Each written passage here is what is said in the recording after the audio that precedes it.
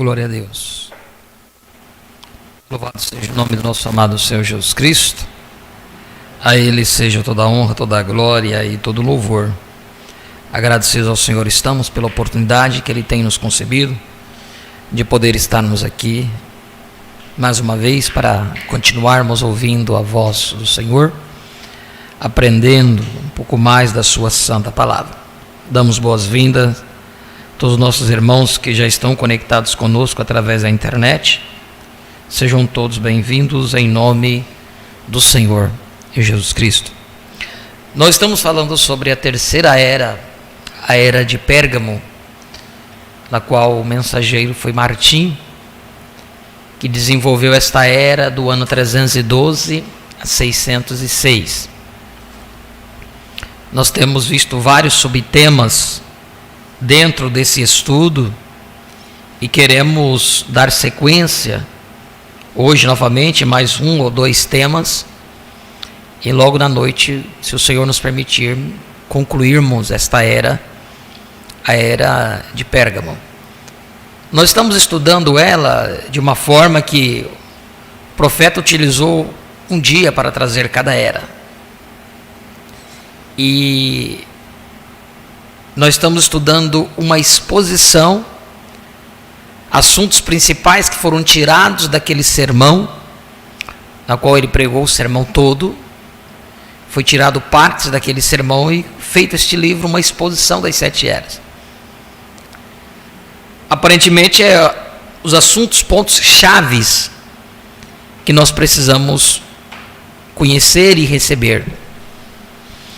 Como é uma escola dominical, nós vamos trabalhando sempre da forma que nós trabalhamos, conversando, estudando, meditando. Como nós vimos ontem, se há alguma dúvida quanto ao que tem sido ensinado ou ao que temos ouvido, nós temos um lugar na qual podemos tirar esta dúvida. E este lugar não é o pastor, este lugar não é o bispo, não é o apóstolo. Este lugar é a palavra de Deus. Se há um lugar em que você pode tirar todas as suas dúvidas, isto é na palavra de Deus. Então, muitas coisas que nós não entendemos, precisamos buscar e cavar para poder compreender. Nós não podemos deixar de lado, dizer, não, isso aqui eu não entendo, e então eu vou deixar de lado. Não. Nós precisamos cavar, procurar, buscar, porque Deus está tratando com o indivíduo. Deus não está tratando com um grupo. Haverá um momento em que Deus tratará com um grupo, e isso será com os hebreus. E só um grupo dos hebreus que Deus vai tratar também. São 144 mil, 12 mil de cada tribo. Enquanto isto não chega, cabe a cada um de nós a conclusão desse tempo gentil, que nós ouvimos aqui, nessa própria era, que quando conclui o tempo dos gentios, então nós somos tirados daqui, então se manifestará o tempo para tratar com os judeus, que serão 3 anos e meio, que é o final da 70 semana de Daniel. A semana número 70 não está iniciando agora, a semana número 70 iniciou quando Cristo foi adotado nos seus 29 anos e meio. Cada semana das 70 semanas de Daniel, predita pelas profecias do livro de Daniel, é contado de 7 anos. E a profecia foi dita que na metade da semana número 70, a vida do Messias seria tirada. E aconteceu exatamente da forma como o profeta Daniel predita. Fez a profecia. Então, aos 33 anos de Cristo, ele foi morto na cruz, dando cumprimento à profecia de Daniel. Porém, agora resta a metade da semana número 70, que é o tempo que Deus determinou para tratar com Israel, 70 semanas. 70 semanas. Então, para concluir esse calendário do tempo de Deus para com Israel, requer 3 anos e meio. E nós sabemos que o momento desses 3 anos e meio será durante o ministério de Moisés e Elias, que finda-se com a morte deles, Apocalipse capítulo 11, né? E dará fim a este tempo das 70 semanas de Daniel, aí onde Deus cumprirá. Então, o único propósito que Deus tem com Israel hoje é os 144 mil judeus ou hebreus, né? Que são determinados 12 mil de cada tribo. Nós já temos aprendido através da mensagem profética que há muitas igrejas que ensinam que esses 144 mil é o número da igreja, e não é. A escritura é bem clara que são 144 mil judeus, hebreus, 12 mil de cada tribo. Tá? Judeu é judeu, gentil é gentil. Nós aprendemos no livro dos selos que quando Deus está tratando com judeus, Ele não envia profetas gentios. E quando está tratando com gentios, não envia profetas judeus.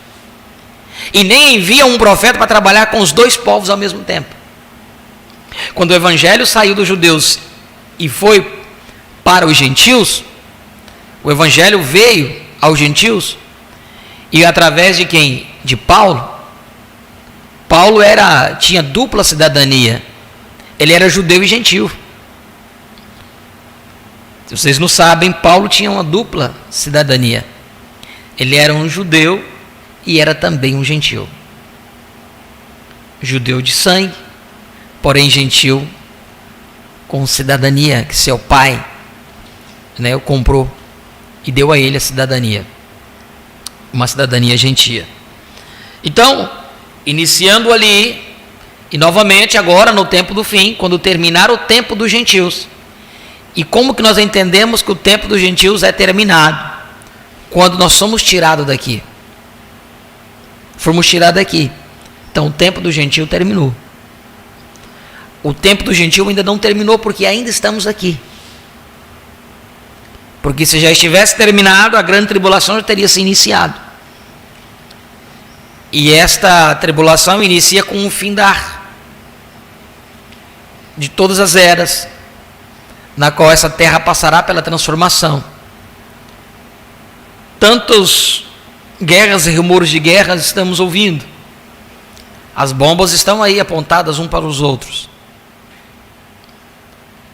E estava vendo essa semana uma simulação através de um programa, eles falando o que poderia acontecer com a Terra se uma ogiva nuclear, ou, por exemplo, algum dos primeiros das potências mundiais apertarem o botão,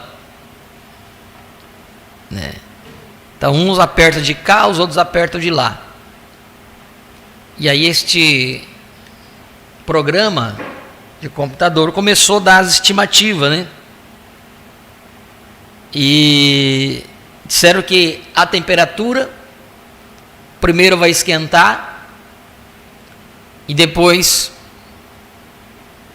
ela vai abaixar a menos 50 graus. Seria uma extinção em massa, né? Isso se disparassem parte das bombas atômicas. Se disparassem um pouco mais de 50% delas, essa terra não resistiria. É possível acontecer? É. Por que é possível acontecer isso?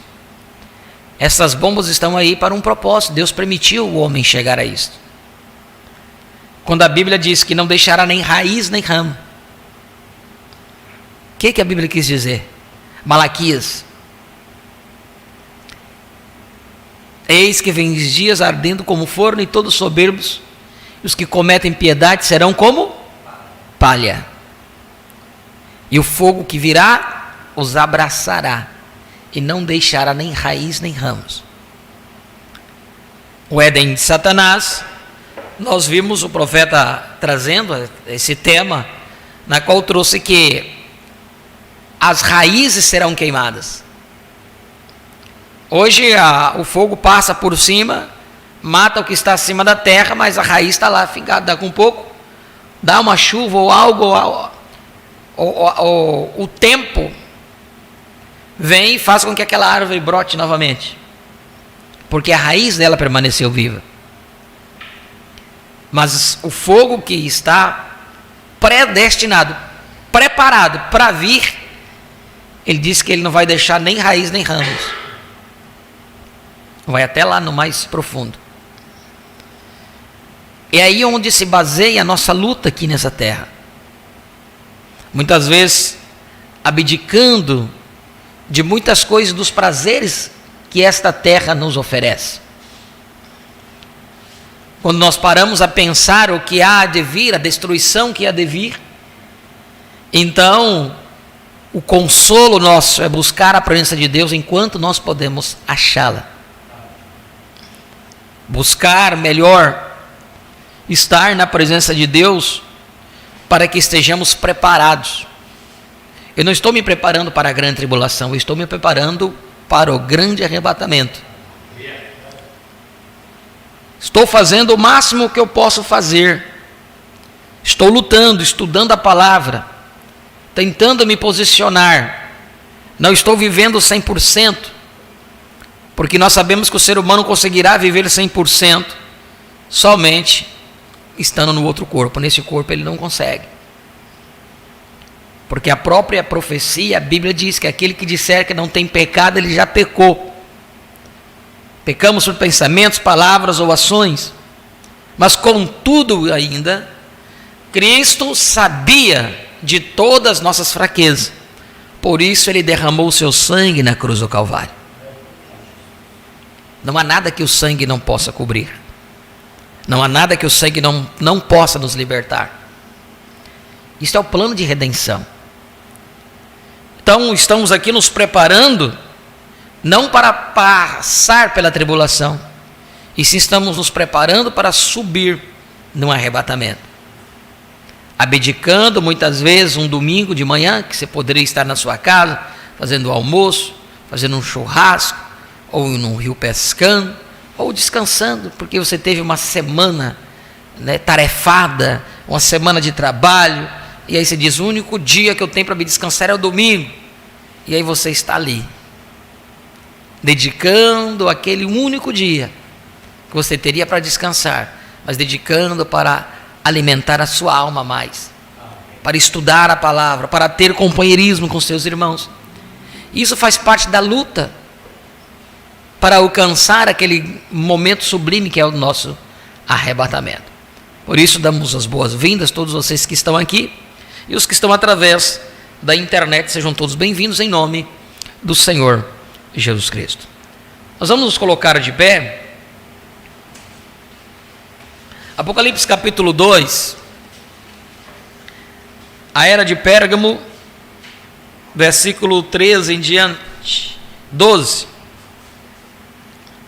ao 17. E ao anjo da igreja que está em Pérgamo escreve isto, diz aquele que tem a espada aguda de 2 fios: conheço as tuas obras e onde habitas, que é onde está o trono de Satanás. Retens o meu nome e não negastes a minha fé, ainda nos dias de Antipas, minha fiel testemunha, o qual foi morto entre vós, onde Satanás habita. Mas algumas poucas coisas tenho contra ti, porque tens lá os que seguem a doutrina de Balaão, a qual ensinava Balaque a lançar tropeço diante dos filhos de Israel, para que comessem dos sacrifícios da idolatria e fornicassem. Assim tens também os que seguem a doutrina dos nicolaítas, o que eu odeio. Arrepende-te, pois, quando não, em breve virei a ti, e contra eles batalharei com a espada da minha boca. Quem tem ouvidos, ouça o que o Espírito diz às igrejas. Ao que vencer, darei a comer do maná escondido, e dar-lhe-ei uma pedra branca, e na pedra um novo nome escrito, o qual ninguém conhece, senão aquele que o recebe. Após a oração, que segurança, canta minha alma, canta ao Senhor. Oremos. Pai, em nome de Jesus Cristo, mais uma vez estamos aqui, Senhor Deus, numa manhã tão gloriosa como essa, dedicando, ó Pai, os momentos de nossas vidas para ouvir a Tua voz, aprender um pouco mais da Sua santa palavra, contemplar a face de cada um de nossos irmãos, ter este companheirismo em torno desta mesa, com este alimento espiritual ao seu devido tempo. Muito obrigado, Senhor.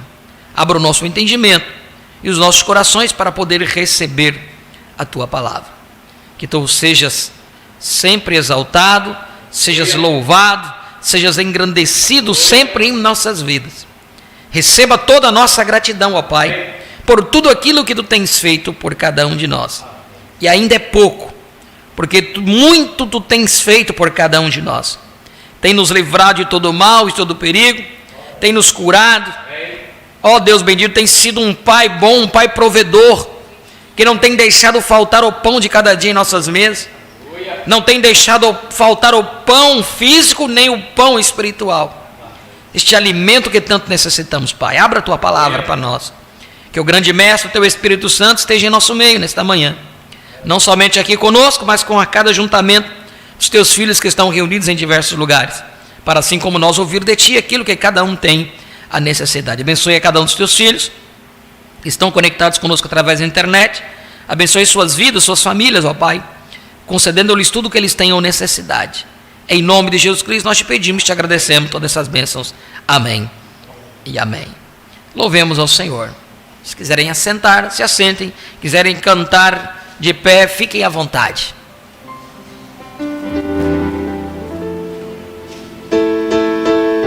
Adora a Ele é digno de toda honra, toda glória e todo louvor. Glória a Ti, Jesus.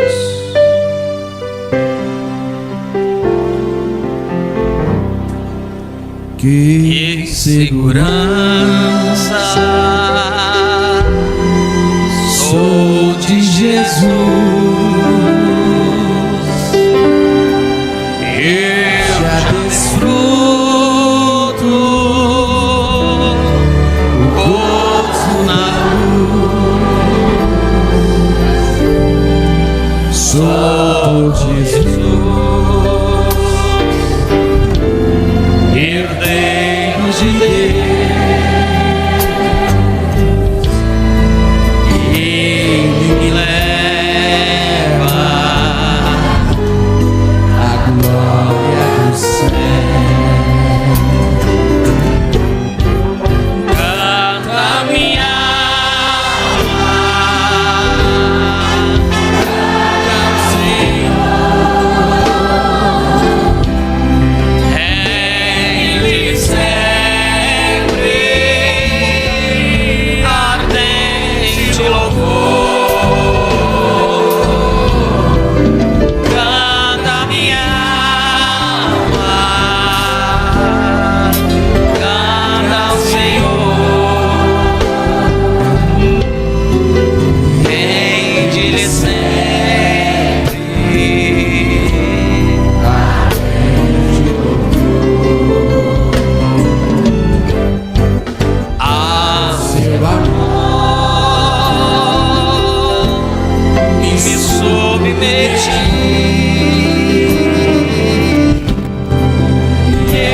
extraviado, então me senti. Anjos do céu trazem do céu esta excelsa graça de Deus. Canta minha alma, canta o Senhor. Rende sempre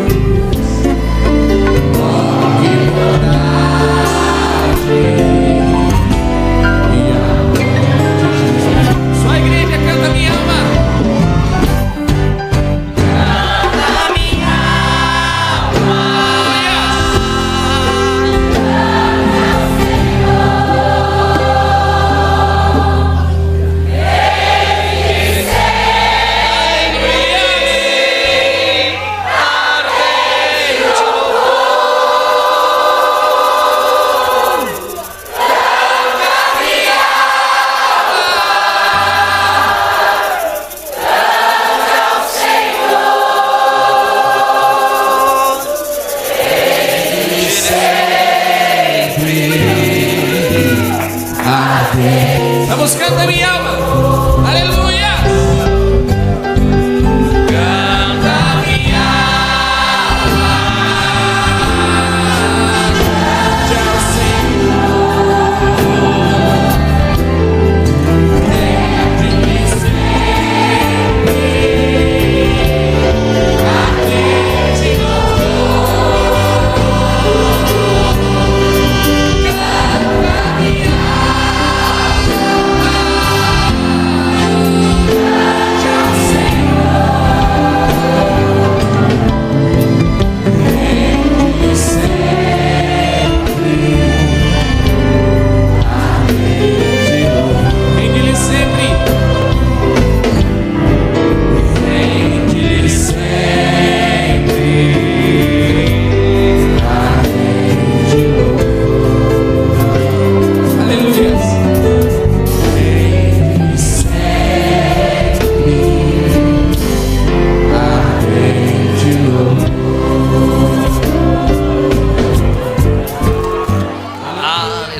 Podeis assentar, irmãos. Acho que foi ontem ou antes de ontem,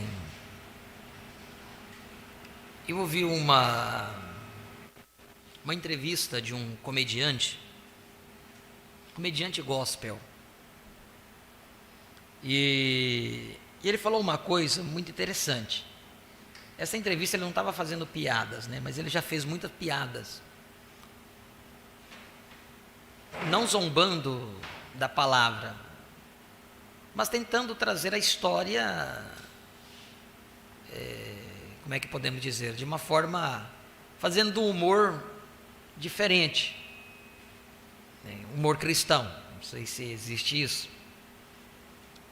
E hoje eu assisti um pouquinho a entrevista dele, porque ele não faz mais parte de nenhuma igreja.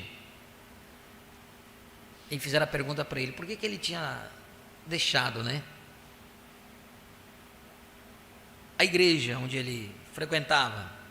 Não perguntou à igreja, porque você não deixou de, para mais ou menos, não foi porque ele deixou de ser crente, porque na resposta dele, ele disse assim, não, eu entendi e creio em Deus, ou busco a servir a Deus de uma outra forma, não como que a igreja ensina. E eu comecei a ouvir a justificativa dele, né? E ontem, eu andando na rua, eu estava lembrando, e me chamou a atenção uma coisa que ele disse. Ele disse assim, que chegou um momento que ele estava dentro da igreja, aí disse que ele não estava ouvindo, não estava entendendo nada que o pregador estava falando. Os músicos tocavam ruim, ele é músico também, os músicos tocavam muito ruim, isso era a resposta dele, né? Aí, quando veio a palavra, ele não entendeu, não estava entendendo nada,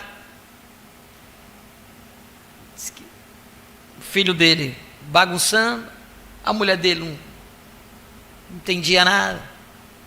Aí ele falou assim: não, vamos embora daqui. Saiu de dentro da igreja e disse: não, vamos fazer o nosso culto agora. Aí ele contando, foi para um shopping fazer o culto. Aí ele falou assim: e lá eu peguei minha criança, fiz minha escola dominical. Levei a criança para a escolinha, brinquei com ela, sentei com a minha esposa, conversei, tal. E eu fiquei olhando aquilo.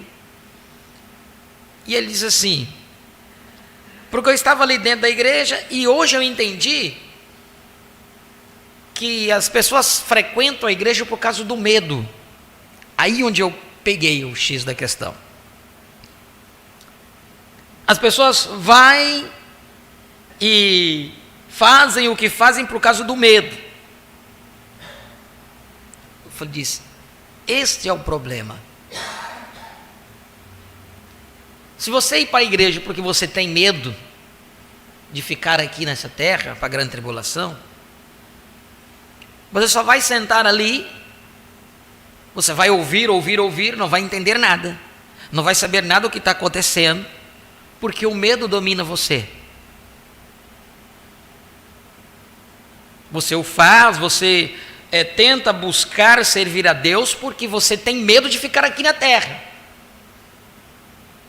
É totalmente diferente do mesmo sentimento que Paulo teve. Paulo diz assim: para mim tanto faz viver quanto morrer, é Cristo.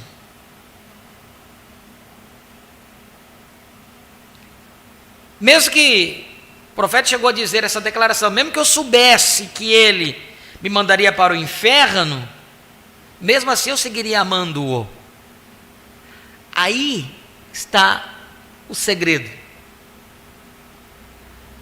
Não é o medo de ir para o inferno que te faz de você um verdadeiro crente, um verdadeiro cristão. E sim é quando você entende quem você realmente é. Não adianta você. Muitos passaram por aqui, quizás eles escutam algo ali, porque um vulcão está começando a movimentar, não, eu vou para a igreja porque agora vai vir o fim. E o que vai adiantar? Ele nunca entendeu a essência de ser um verdadeiro cristão. Por que eu estou falando isso? Porque nós vamos falar sobre Antipas, minha fiel testemunha, e o profeta vai falar sobre a fidelidade desse homem. E o que é fidelidade? Fidelidade a Deus.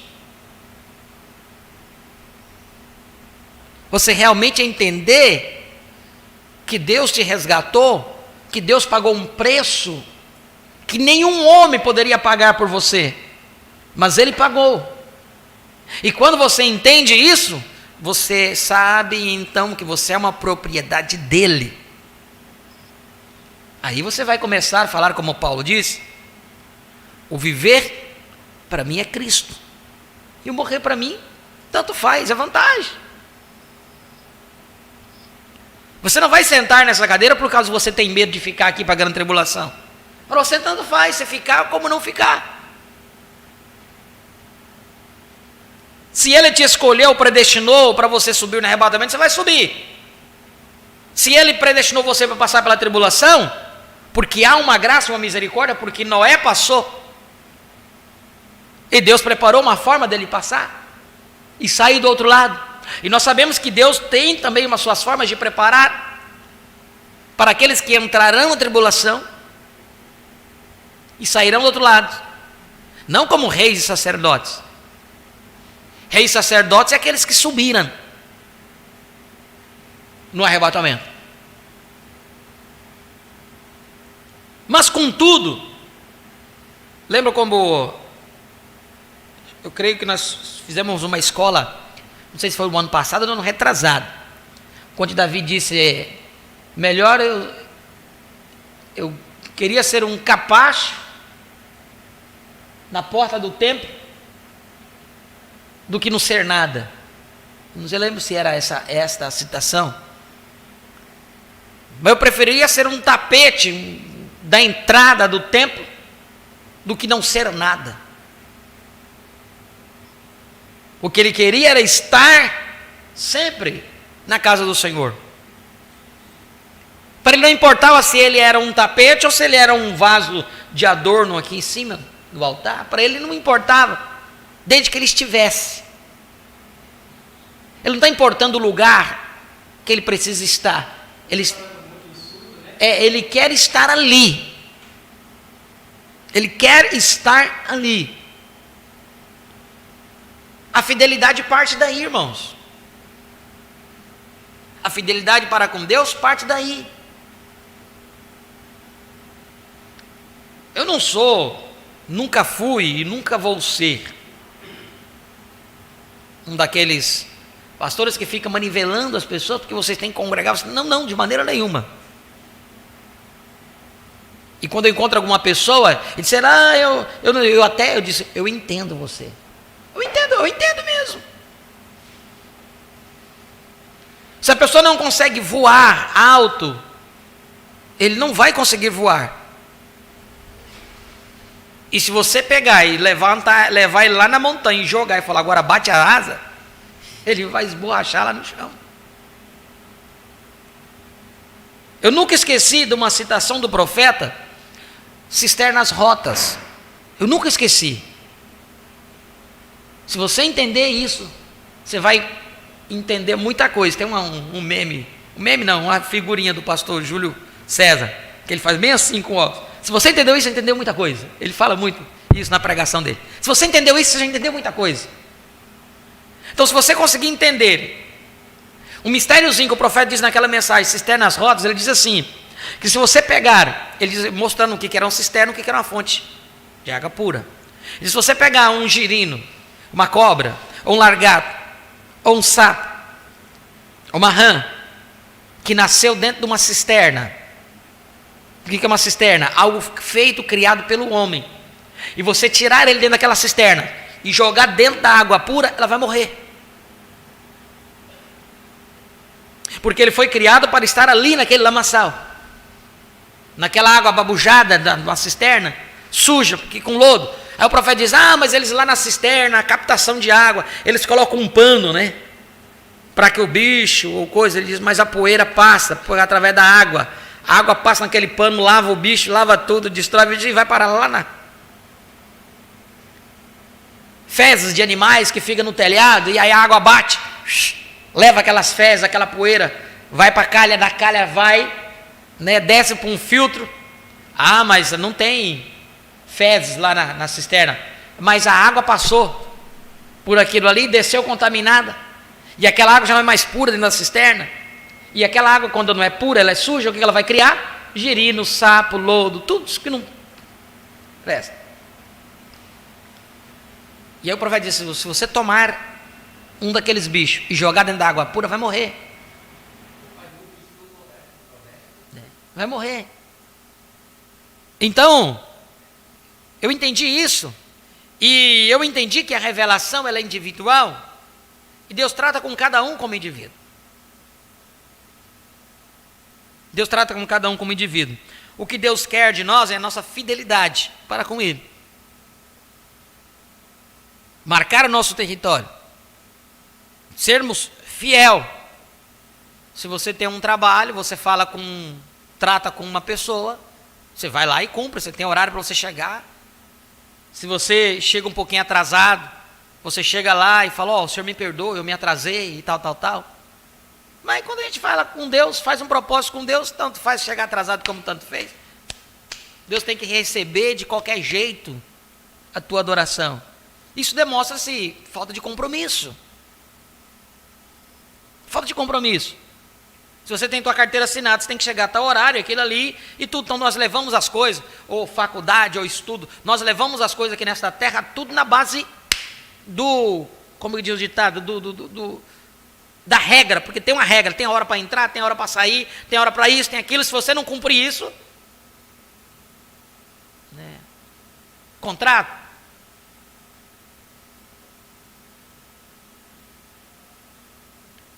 Estava lembrando, quando nós fazemos um contrato numa loja, você vai comprar um produto na loja, e lá você compra o produto na loja, e ela tem um contrato de prestação. E ele diz, você vai pagar todo dia tal, aquele valor. Se passar aquele dia, no outro dia você já vai pagar um acréscimo. Seja uma taxinha, seja uma taxona, depende do que está no contrato, mas tem uma taxinha que você tem que pagar. Você não vai lá na loja e diz, não, eu vou devolver isso aqui porque eu tenho que pagar essa taxa. Não, você assinou um contrato. Você fez um contrato. Porque aqui na terra levam-se as coisas na seriedade. E por que você acha que Deus leva as coisas de qualquer forma? Nós precisamos ter fidelidade para com Deus. E a fidelidade, eu não estou falando de dinheiro, falando fidelidade. Ele ser o primeiro na sua vida. Em tudo. Em tudo. Ele ser o primeiro.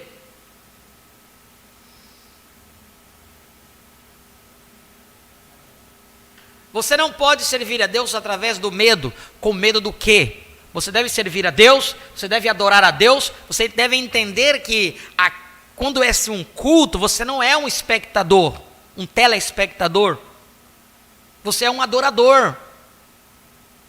Você não vem para assistir, você vem para participar. Você tem que oferecer a sua adoração a Ele. Você é um sacerdote, seja você homem ou mulher. O véu do templo se rasgou. Todos nós temos acesso ao Pai. Não, mas eu deixo o pastor que tem que cantar, o pastor que tem que orar, o pastor tem que fazer, eu sento aqui e fico. Você tem que fazer parte da adoração. Você tem que entrar na palavra, você tem que entrar no espírito da palavra. Se você não entra no espírito da palavra, você não vai entender nada. Você entrou vazio, sai mais vazio do que você entrou.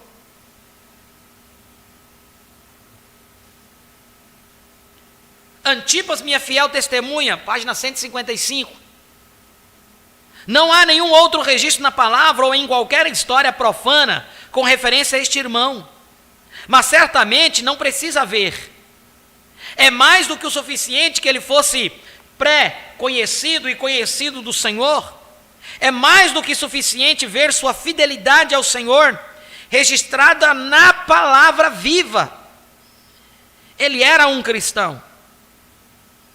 Ele tinha o nome de Jesus. Muitas vezes o vizinho sabe que você é um cristão quando ele olha você saindo para a igreja. Seu modo de falar, seu modo de vestir, está indo para a igreja, horário. Mas no dia a dia? Ele consegue discernir que realmente você é um cristão? Ou você vai ter que falar para ele que você é um cristão? Você vai ter que falar para ele que você carrega o nome de Jesus. Ele tinha o nome de Jesus, ele tinha a fé do nosso Senhor Jesus Cristo, e estava entre os que viviam dela. Ele tinha respondido às palavras de Tiago: não tenhais a fé do nosso Senhor Jesus Cristo em acepção de pessoas. Cheio do Espírito Santo e de fé, como foi Estevão. Ele não fazia acepção de ninguém, não temia ninguém. E quando a morte foi sentenciada sobre todos os que tomavam aquele nome e andavam na fé de Jesus Cristo, ele tomou seu lugar com os que não voltavam atrás. Sim, ele morreu, porém, como Abel, ele obteve um testemunho de Deus. Seu nome está escrito na palavra.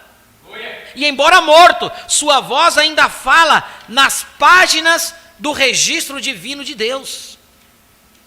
Outro mártir fiel era levado ao seu repouso, porém Satanás não triunfou nesta ocasião, assim como não triunfou quando matou o príncipe da paz, porque assim como Satanás foi despojado na cruz, assim também agora o sangue de Antipas clamará as centenas mais que tomarão suas cruzes e os seguirão. Eu vendo aquele humorista falar aquilo, eu só posso resumir numa coisa: sentir dó dele. Não dó por uma condenação, ou dizer que ele está condenado ao inferno, de forma nenhuma. Eu sinto dó porque qualquer um pode olhar para ele e dizer assim: ó, tá vendo? foi brincar com as coisas de Deus, agora está aí, ó, pagando o preço, vai para o inferno. Então você quer dizer que lá dentro da denominação a coisa está certa? Que lá dentro da denominação tem uma verdade para libertar as pessoas? Não tem. Não tem. Não tem. O que tem é uma estrutura de um sistema criado para amedrontar as pessoas. O profeta fala isso nesse tomo. Lá no final, a era de Laodiceia, ele diz, eles tomam as pessoas por temor.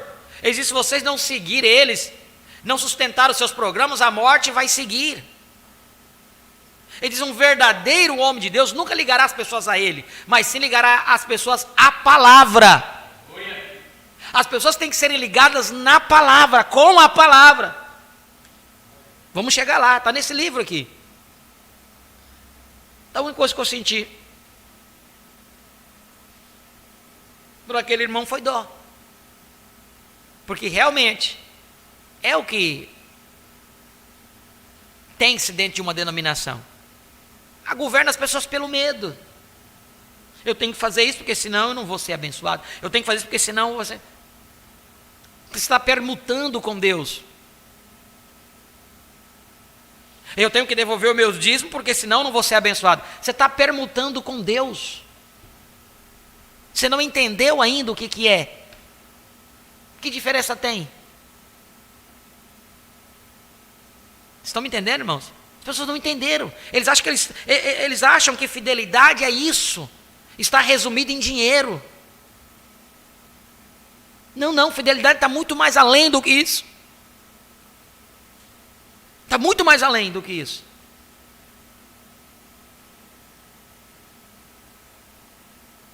Onde está o trono de Satanás? A razão pela qual isso faz parte do elogio do Espírito é porque estes bravos soldados da cruz estavam vencendo Satanás bem no meio do seu próprio lugar do trono. Eles estavam vencendo a batalha através do nome e da fé de Jesus, bem no campo dos líderes das trevas. Que tremendo elogio! Como os poderosos homens de Davi, que invadiram o acampamento do inimigo para trazer a Davi água para matar a sede. Assim esses gigantes da fé invadiram o reino da fortaleza terrena de Satanás e pregando e exortando, trouxeram a água de salvação aos que viviam sobre a sombra da morte.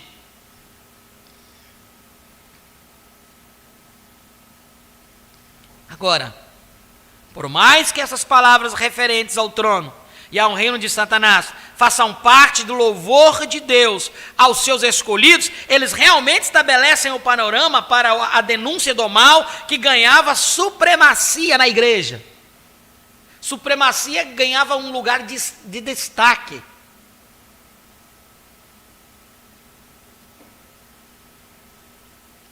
Pérgamo, trono e lugar de habitação de Satanás. Para muitos, estas frases têm sido meramente pictórias, em vez de verdadeiramente histórias. Porém, elas são certamente reais. E a história dá pleno testemunho disso. Pérgamo foi realmente o trono e o lugar de habitação de Satanás. E isto aconteceu assim. Pérgamo não era originalmente o lugar onde Satanás, quanto a assuntos humanos, habitava. Babilônia sempre tem sido literal e figurativamente o seu quartel-general. Foi na cidade de Babilônia que a adoração satânica teve a sua origem. Em Gênesis 10, versículo 8 ao 10, e Cusi gerou a Nimrod. Este começou a ser poderoso na terra. E este foi poderoso caçador diante da face do Senhor. Pelo que se diz, como Nimrod, poderoso caçador diante do Senhor, e o princípio de seu reino foi Babel, e Ereque, e Acade, e Calné, na terra de Sinar. Gênesis 11, do versículo 1 ao 9, e era toda a terra de uma mesma língua, e de uma mesma fala, e aconteceu que partindo eles do Oriente, acharam um vale na terra de Sinar, e habitaram ali, e disseram uns aos outros, Eia, façamos tijolos e queimamo-los. Bem, e foi-lhes o tijolo por pedra e o betume por cal, e disseram: eia, edifiquemos nós uma cidade e uma torre cujo cume toque nos céus, e façamos-nos um nome, para que não sejamos espalhados sobre a face de toda a terra. Então desceu o Senhor para ver a cidade e a torre que os filhos dos homens edificavam, e disse: eis que o povo é um, e todos têm uma mesma língua. E isto é o que começam a fazer. E agora, não haverá restrição para tudo o que eles intentarem fazer. Eia, desçamos e confundamos ali a sua língua, para que não entendam com um a língua do outro. E assim o Senhor os espalhou dali sobre a face de toda a terra, e cessaram de edificar a cidade. Por isso se chamou o seu nome Babel, porquanto ali confundiu o Senhor a língua de toda a terra, e dali os espalhou o Senhor sobre a face de toda a terra. Babel é o nome original de Babilônia, significa confusão. Ela foi literalmente começada por Cuse, o filho de Cão, mas tornou-se um reino de poder e grandeza sobre seu filho, Nimrod, o poderoso caçador. Nimrod, de acordo com o relato de Gênesis 11, e também de acordo com a história profana, dispôs-se a realizar-se 3 coisas. Ele queria edificar uma nação forte, o que ele fez. Ele queria propagar sua própria religião, o que ele fez. Ele queria fazer nome, o que ele também realizou. Suas realizações foram tão monumentais que o reino de Babilônia foi chamado a cabeça de ouro entre todos os governos mundiais. Que a sua religião ganhou proeminência está provado pelo fato da Escritura identificá-la completamente com Satanás em Isaías, capítulo 14, e em Apocalipse, capítulo 17 e 18. E pela história podemos provar que ela invadiu todo o mundo e é a base de cada sistema de idolatria. E o tema da mitologia, embora os nomes dos deuses difiram nas várias regiões da terra, de acordo com a linguagem do povo. Há livros que relatam isto. A história de Roma, o catolicismo, indo, voltando até o início, Nimrod, Babel. Há livros históricos que relatam sobre isso. Não é novidade. Eu creio que eu até postei um vídeo uma vez de um padre falando do Natal. Essa celebração e tudo isso, vai lá, das luzes, Natal, luzes, luzinhas e tudo, essas coisas, pisca-pisca, tudo isso, o que é? Remota-se até lá, em Babel.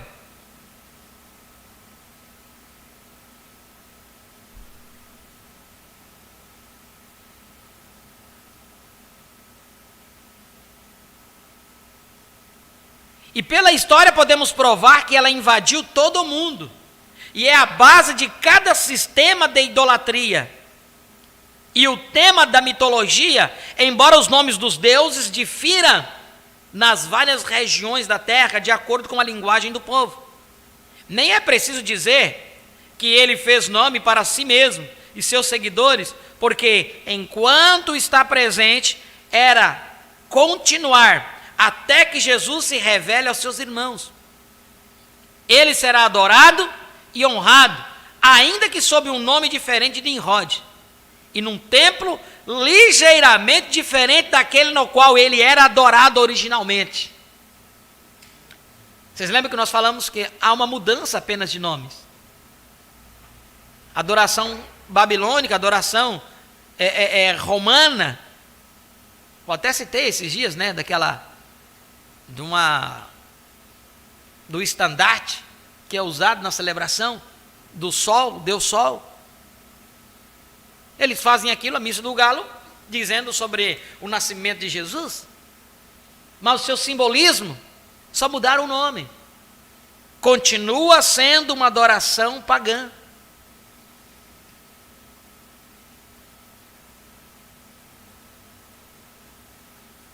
Ainda sob um nome diferente de Nimrod, num templo ligeiramente diferente daquele na qual ele era adorado originalmente.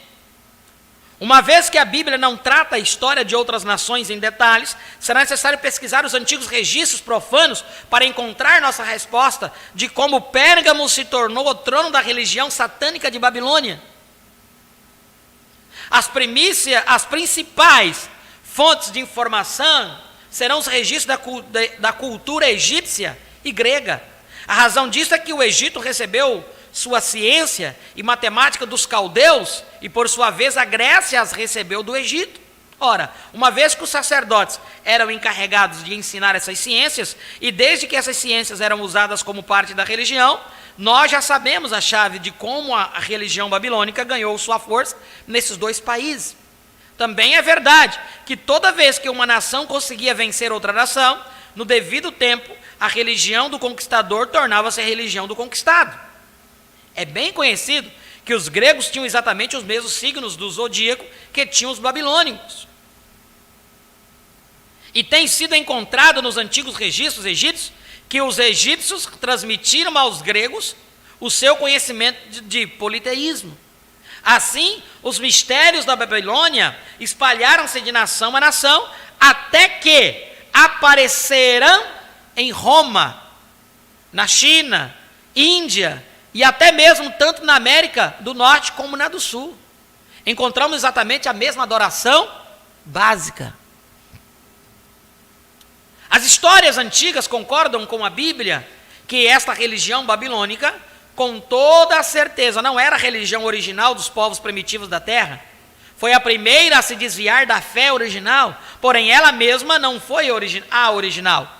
Historiadores tais como Wixon e Mallet provaram conclusivamente, conforme documentos antigos, que num certo tempo todos os povos da terra criam em um Deus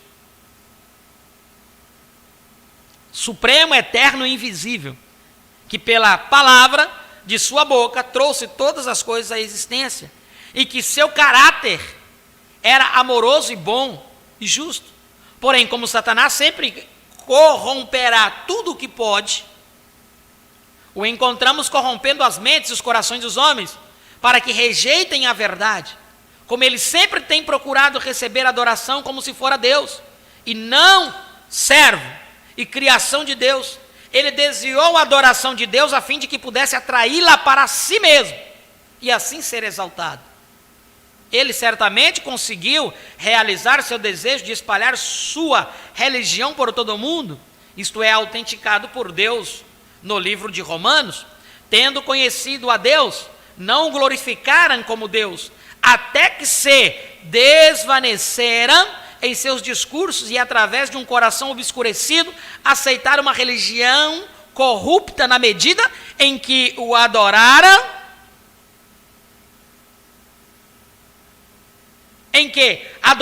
criaturas e não o Criador.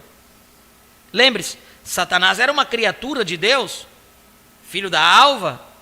Assim encontramos que, onde uma vez a verdade foi disseminada entre os homens, e todos persistiam nesta única verdade, eis que mais tarde chegou um dia, quando um vasto grupo se desviou de Deus, e espalhou uma forma diabólica de adoração ao redor do mundo. A história testifica que os da tribo de Sem, que permaneceram com a verdade imutável, estavam em sólida oposição aos da tribo de Cão, que se afastaram da verdade para a mentira do diabo. Não há tempo para travar uma discussão sobre isto, é meramente apresentado para que você possa ver que havia duas religiões, e somente duas, e a maligna tornou-se mundial. O monoteísmo converteu-se em politeísmo na Babilônia. A mentira do diabo e os mistérios do diabo levantaram-se contra a verdade de Deus e os mistérios de Deus naquela cidade. Satanás verdadeiramente tornou-se o Deus deste mundo e exigiu a adoração daquele que ele tinha enganado, fazendo-os crer que ele era verdadeiramente o Senhor. A religião politeísta do inimigo começou com a doutrina trinitária. Politeísmo é mais de um Deus. Foi lá atrás, na antiguidade, que a ideia de um Deus em 3 pessoas começou a existir. Quão estranho que nossos teólogos modernos não tenham vislumbrado isso, mas tão obviamente enganados por Satanás quanto foram seus antepassados, eles ainda creem em 3 pessoas na divindade, que nos mostrem apenas um lugar na Escritura onde haja alguma autoridade para esta doutrina. Não é estranho que enquanto os descendentes de Cão continuaram seu caminho na adoração satânica, a qual envolvia um conceito básico de 3 deuses, que não haja nenhum traço dos descendentes de Sem, crendo em tal coisa, ou tendo qualquer adoração cerimonial que envolvesse até mesmo um símbolo disso. Não é estranho que os hebreus crescem: ouve Israel, o Senhor teu Deus é o único Deus. Se houvesse 3 pessoas na divindade, Abraão, o descendente de Sem, em Gênesis 18, viu apenas um único Deus, com 2 anjos. Agora, como foi representada esta trindade? Foi representada por um triângulo equilátero, assim como é representada hoje em Roma. E vocês podem ver que esta doutrina, ela é tão diabólica, trinitária, que na própria família, na descendência de Abraão, existiu uma queda a isso. Não faz muito tempo que nós falamos sobre isso. Porque quando Abraão viu 3, viu Gênesis 18, viu um único Deus e 2 anjos. Quando os 2 anjos foram a Sodoma, o que Ló disse? Meus senhores. Mas Abraão não disse meus senhores, Abraão disse meu Senhor. Só uma observação. Já estava entranhado até mesmo na família de Abraão. Não de Abraão para frente, mas porque Ló não era filho de Abraão, Ló era um sobrinho.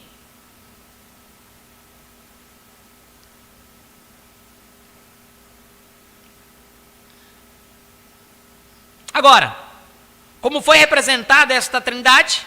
Foi representada por um triângulo equilátero, assim como é representada hoje em Roma. Estranho, os hebreus não tinham tal conceito. Agora, quem está certo? Os hebreus ou os babilônios? Na Ásia, a ideia politeísta de 3 deuses em um resultou numa imagem com 3 cabeças e um corpo. Ela é representada como 3 inteligências. Na Índia, eles seguiram-se inclinados a representá-lo como um Deus em 3 formas. Ora, esta é realmente uma boa teologia dos dias modernos. No Japão, há uma grande imagem de Buda com 3 cabeças, como aquela que descrevemos previamente. Mas a mais reveladora de todas é a que apresenta o conceito trinitário de Deus, numa forma trina de 1, a cabeça de um velho simbolizando Deus, Pai. 2, um círculo que nos mistérios significava a semente, que por sua vez significa o filho. E 3, as asas e a cauda de um pássaro, pomba. Aqui estava a doutrina do Pai, Filho e Espírito Santo. 3 pessoas na divindade, uma autêntica trindade. Você pode ver a mesma coisa em Roma. Agora, deixe-me perguntar novamente, não é estranho que o diabo e os seus adoradores tivessem realmente mais verdade revelada do que o pai da fé, Abraão, e seus descendentes? Não é estranho que os adoradores de Satanás soubessem mais acerca de Deus do que os filhos de Deus? Ora, isso é o que os teólogos modernos procuram nos dizer quando falam acerca de uma trindade. Simplesmente recorde esta coisa só de agora em diante. Esses registros são fatos, e isto é um fato. Satanás é mentiroso e pai da mentira, e quando ele vem com alguma luz, ainda assim é mentira.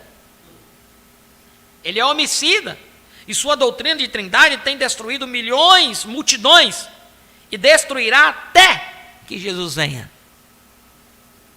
De acordo com a história, não demorou muito para ser feita uma mudança neste conceito de um pai e um filho e o Espírito Santo. Satanás levou-os um passo por vez para longe da verdade. O emergente conceito da deidade agora era: 1. O Pai eterno. 2. O Espírito de Deus encarnado em uma mãe humana. Isto faz pensar. E 3. Um Filho divino, o fruto desta encarnação, a semente da mulher. Mas o diabo não está contente. Ele não conseguiu ainda a adoração de si mesmo, exceto de uma maneira indireta. Indireta. Porque, como disse ontem, né? O Éden de Satanás diz: inconscientemente, eles estão adorando a Satanás, mas estão professando o nome de Jesus.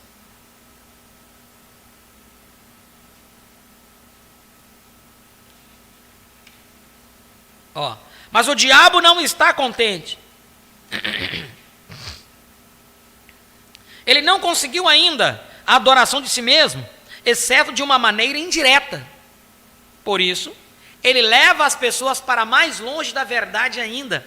Através de seus mistérios, ele revela às pessoas que, uma vez que o grande Deus e Pai invisível não se envolve nos negócios dos homens, mas permanece em silêncio relativamente a eles, segue-se então que ele pode muito bem ser adorado em silêncio. Realmente isso significa ignorá-lo tanto quanto possível, se não totalmente.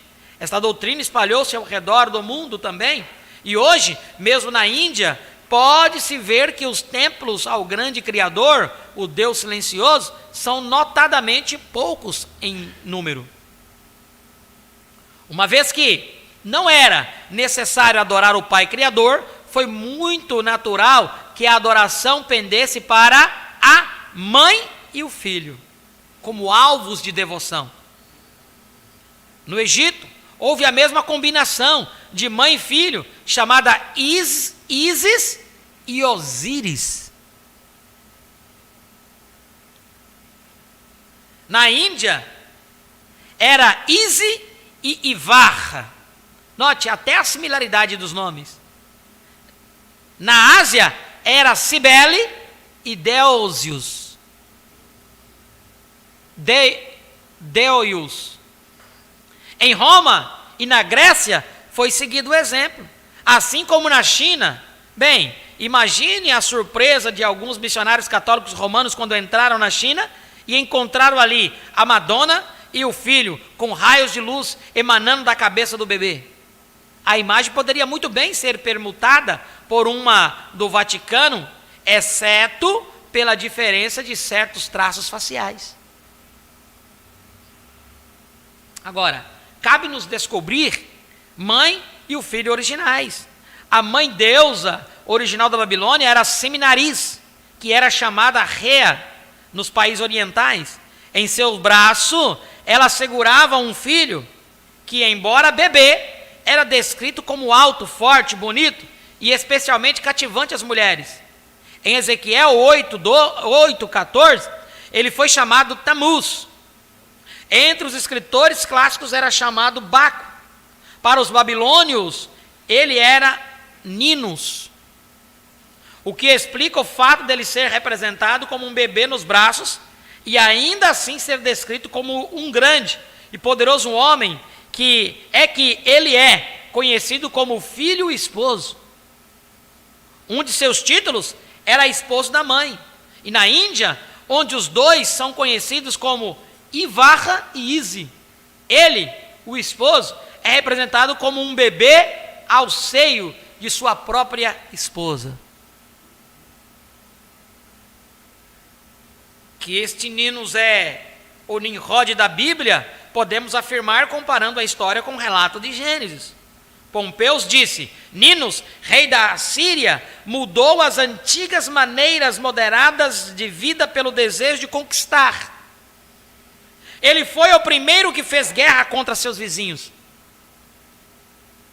Ele conquistou todas as nações, desde a Síria até a Líbia, porquanto esses homens não conheciam as artes de guerra. Diodórios diz: Ninos foi o mais antigo dos reis assírios mencionados na história. Sendo de temperamento guerreiro, ele treinou rigorosamente muitos jovens nas artes de guerra. Ele sujeitou Babilônia quando ainda não havia a cidade de Babilônia. Assim, vemos que este Ninos começou a tornar-se grande em Babilônia, construiu Babel e dominou a Síria, tornando-se seu rei. E depois prosseguiu a devorar outros vastos territórios onde as pessoas não tinham habilidade para a guerra e viviam de uma maneira moderada, como disse Pompeius. Agora, em Gênesis 10, falando do reino de Nimrod, diz: Cauné, na terra de Sinar. Desta mesma terra saiu a Síria e edificou a Nínive, e Calá, e etc. Porém, os tradutores cometeram um erro ao traduzir a Síria como um substantivo, porque é um verbo, e em caldeu significa tornar forte. Assim é Nimrod, que tendo se tornado forte, ele estabeleceu seu reino, formando o primeiro exército do mundo, que ele treinou através de adestramento e dos rigores da caça. E foi para além de Sinar, com seu forte exército, e subjugou nações, e edificou cidades tais como Nínive, cujo nome foi em homenagem a ele, porque até hoje, uma parte principal das ruínas daquela cidade é chamada Nimrod. Uma vez que descobrimos quem foi Ninos, é preciso agora descobrir quem era seu pai. De acordo com a história, foi Bel, o fundador de Babilônia. Agora, deve-se notar aqui que Bel fundou-se no sentido de que ele começou este movimento todo. Porém, foi seu filho Ninos que estabeleceu e foi o primeiro rei e etc. Porém, de acordo com a escritura, o pai de Nimrod foi Cusi. E Cusi gerou Nimrod. Não somente isto é assim, porém encontramos que Cão gerou a Cusi. Ora, na cultura egípcia, Bel era chamado Hermes, e Hermes significa o filho de Cão. Então vocês veem que estão tudo interligados, aquilo que eu acabei de falar para vocês aqui? Estão tudo interligados. Mesmo que dividiram-se China, Índia, a adoração continua sendo a mesma. E vocês viram que no início o profeta diz: isto atingiu tudo, até a América do Norte e a do Sul também.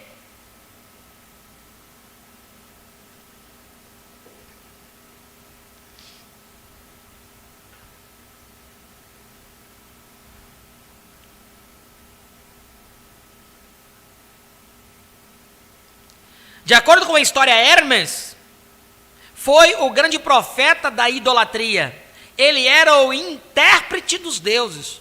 Outro nome pelo qual ele era chamado era Mercúrio. Leia Atos 14, versículo 11 ao 12. Híginos diz isto acerca deste Deus, que era conhecido diferentemente como Bel, Hermes, Mercúrio e etc. Por muitas eras, os homens viveram sob o governo de Jove.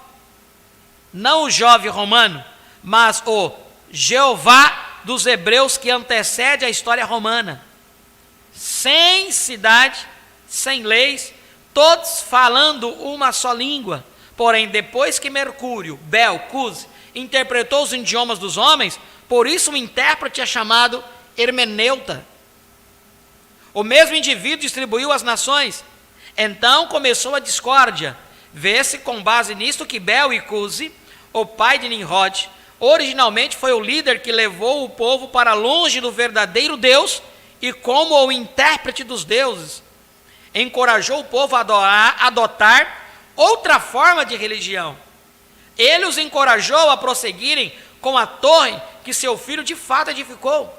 Este encorajamento foi o que trouxe a confusão e a divisão dos homens. Portanto, ele foi tanto intérprete como semeador de confusão. Cusi, então, foi o pai do sistema politeísta, e quando os homens foram deificados pelos homens, é claro que ele tornou-se o pai dos deuses.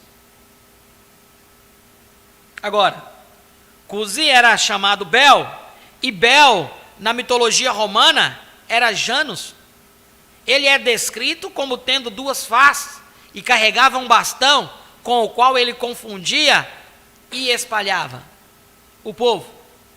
Ovídio escreve que Janus disse a respeito de si mesmo: os antigos que chamavam de caos. Assim encontramos que Cusi na Bíblia, o rebelde original contra o monoteísmo, era chamado de Bel, Belos, Hermes, Janus e etc. Entre os povos antigos, ele simulava trazer revelações e interpretações dos deuses ao povo. Fazendo assim, ele provocou a ira de Deus para espalhar o povo, trazendo divisão e confusão.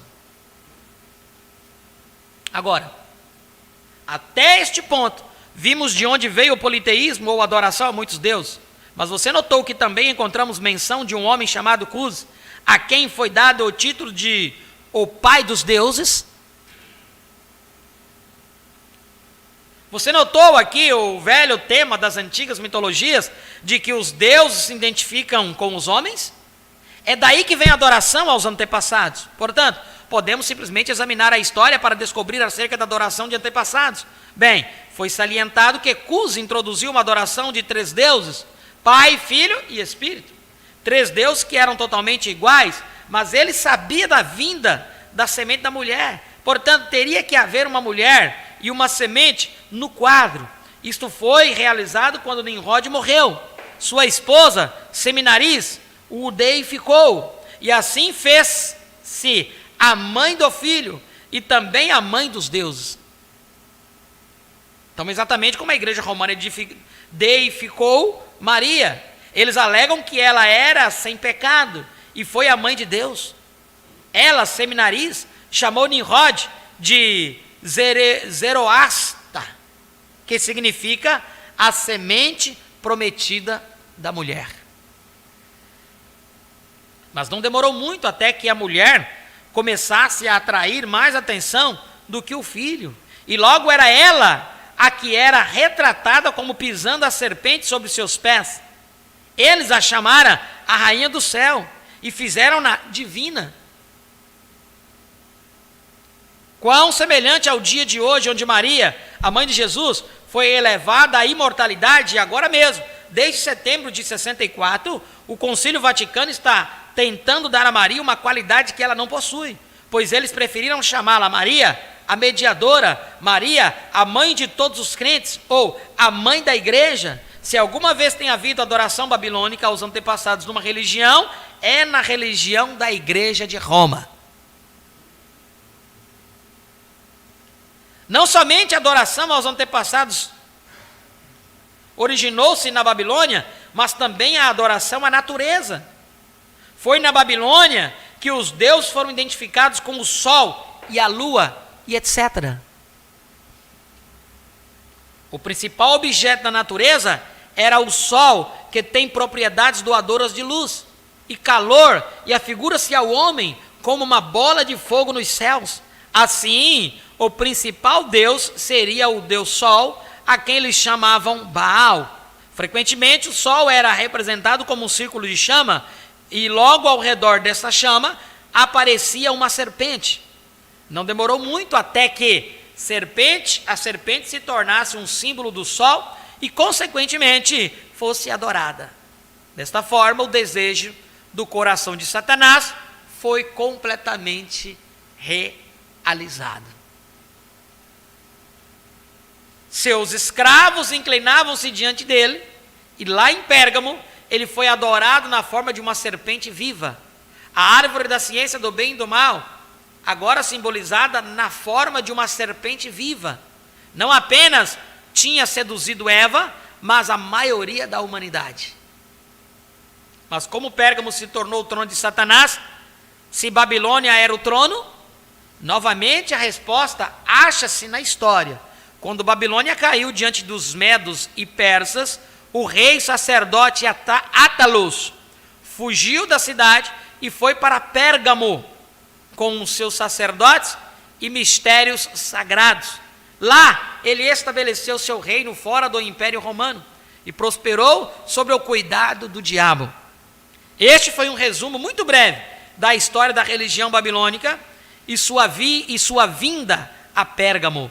Sem dúvida, muitas perguntas são deixadas sem respostas, e por certo, muito mais podia ter sido dito para nos esclarecer. Porém, este não pretende ser em estudo de história, mas sim uma ajuda ao estudo da palavra. Amém. Nós íamos da 155 a 163. A sutileza de Satanás. Né? Agora já não dentro da era, mas agora foi desmascarado desde lá do princípio.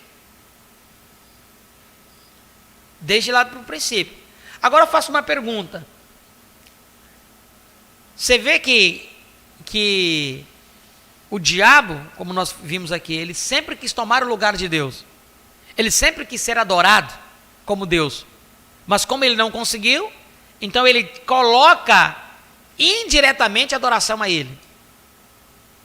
Agora eu pergunto, quando Caim foi adorar, Caim estava adorando a quem? Caim não estava adorando a Satanás. Caim estava adorando a Deus. Caim fez um holocausto para Deus, um altar para Deus. Mas por a falta da revelação, por ele não obter o entendimento certo de como seria a adoração, e Deus descer, mas Deus não atentar, quer dizer, Deus não receber, ele foi lá e matou o seu irmão, por causa dos ciúmes, e fugiu. E nele foi colocado um selo. Então daí você vê a genealogia de Satanás, montando um plano para que ele possa receber a adoração. Caim nunca aceitou de bom grado que Deus não aceitasse a sua adoração. Demonstrando ser filho de quem? Porque há algo mais além do que você pode imaginar. Caim não estava adorando a ele mesmo, porque Caim era filho do diabo. Mas Caim estava adorando a Deus, mas Deus não aceitou, porque ele não tinha revelação.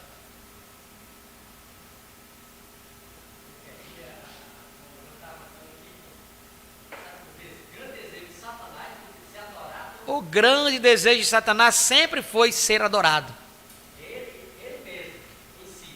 Trono de Roma, Vicaris Filis Dei, em lugar do Filho de Deus. É isso que está escrito na mitra que o Papa carrega. Vicaris Filii Dei, em lugar do Filho de Deus.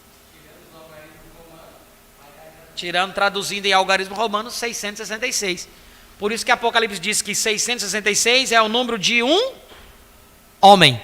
Não é código de barra, não é vacina, não é chip. É o número de um homem. Qualquer pessoa que conhece o algarismo romano é só tirar o algarismo romano. Adoração. Tá? Adoração babilônica. Adoração da Trindade. Por isso que você não vai poder comprar e vender se você não tiver um número. Número de um homem, a revelação de um homem. O templo de todas as religiões já está sendo levantado. Não foi levantado, já está sendo levantado. O templo de todas as religiões.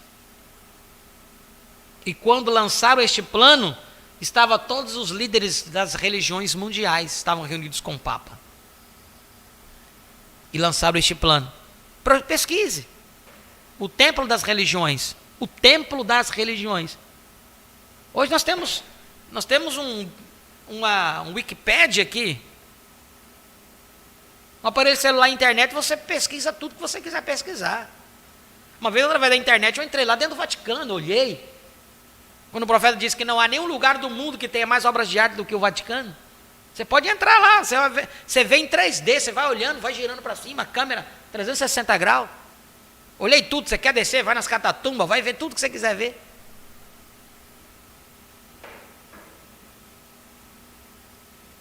Irmãos.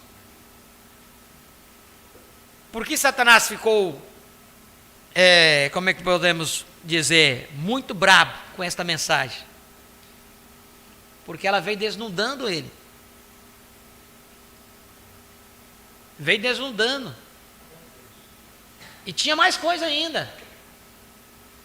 Tinha muito mais coisa. O profeta não chegou a pregar tudo.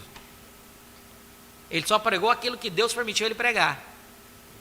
Mas quando Deus o tirou da face da terra, ele havia um esboço.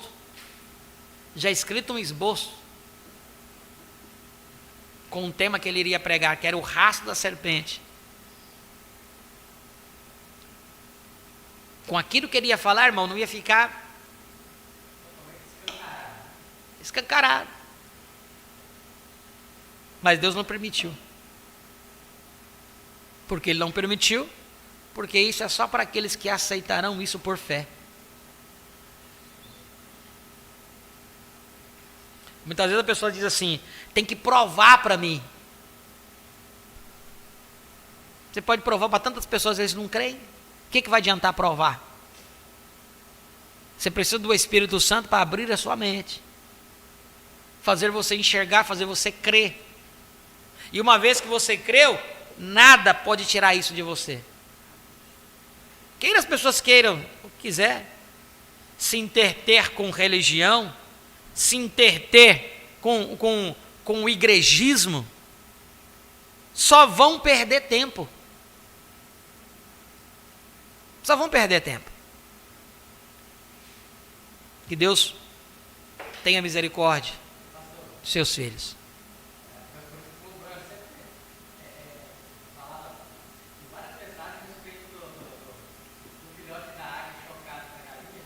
Sim. O filhote da águia não precisou ser convencido, né? Que ele era águia. Na estrutura dele já dizia isso. Amém? Que o Senhor possa nos abençoar. Feche os teus olhos neste momento, Pai. Em nome de Jesus Cristo, nós te agradecemos, Senhor Jesus, pela tua bondade, pela tua infinita misericórdia.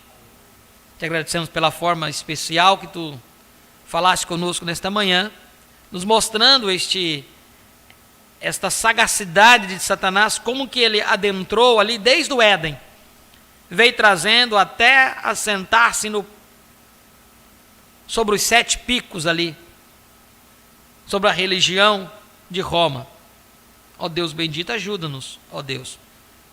Abra o nosso entendimento cada vez mais e mais para compreender a tua santa palavra. Ajuda-nos, Pai, dai-nos um dia na tua presença, meditando naquilo que ouvimos e no entardecer possamos nos reunir novamente para alimentar nossas almas com a tua santa palavra. Em nome de Jesus Cristo nós te pedimos e te agradecemos todas essas bênçãos. Amém e amém. Estiveram conectados conosco nosso irmão Jailson Souza, da Paraíba, irmã Maria Helena de Lima Mendonça, irmã Patrícia Pérez, irmã Aldre não passou bem esta noite. Até antes de eu estar aqui no culto, fomos ao hospital com ela, mas ela está bem, graças a Deus, já está em casa, ainda se recuperando. E a irmã Ivonete Lopes, Rio Grande do Sul, irmão Marcelo Estevão também, Estevão Marcelo, Rio Grande do Sul, e a irmã Keren Apuc, Luiz e irmão Ronaldo, Tangará da Serra, Mato Grosso. Deus abençoe a todos os nossos irmãos. Aqueles que não conseguiram comunicar suas audiências, sintam-se todos abençoados em nome do Senhor Jesus Cristo. Deus abençoe a todos. Um louvor e após o louvor estaremos despedidos.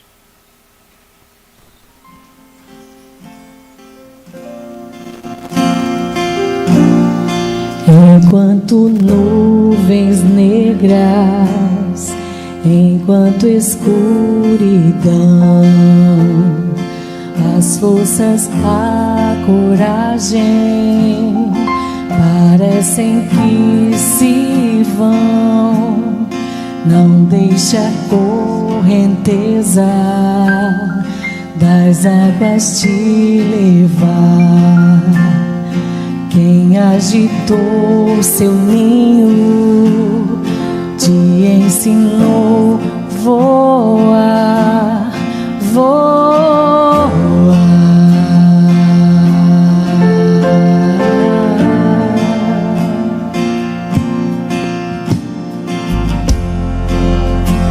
o Criador de tudo, as nuvens soprará. Quem trouxe a luz ao mundo, a escuridão desfaz. A imagem do Deus vivo, você veio mostrar. Acima dessas nuvens, só águias vão passar.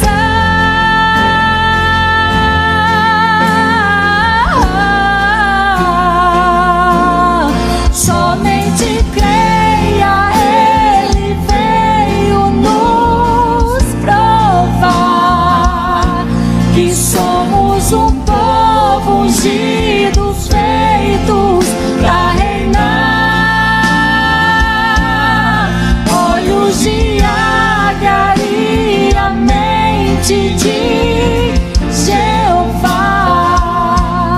Chegou o dia desse filho aqui voar, voar.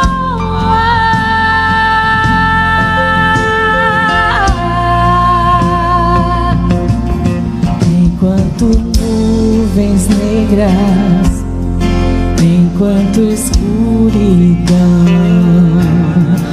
as forças, a coragem parecem que se vão. Não deixe a correnteza das águas te levar. Quem agitou seu ninho te ensinou voar, voar.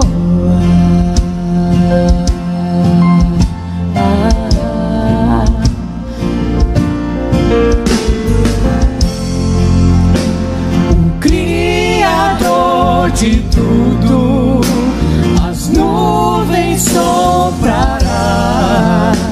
Quem trouxe a luz ao mundo, a escuridão desfaz.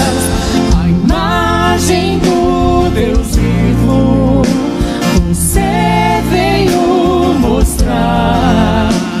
Acima dessas nuvens, só águias vão passar.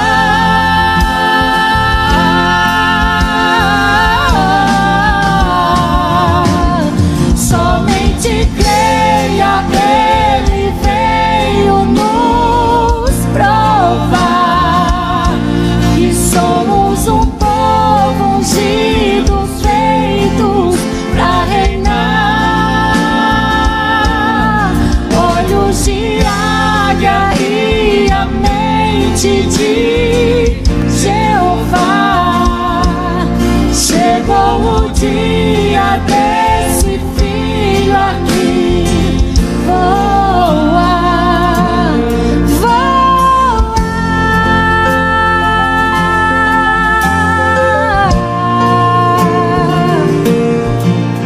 Reinar,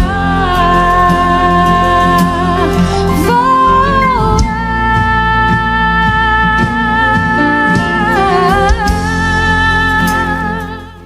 Aleluia. Deus abençoe em nome de Jesus.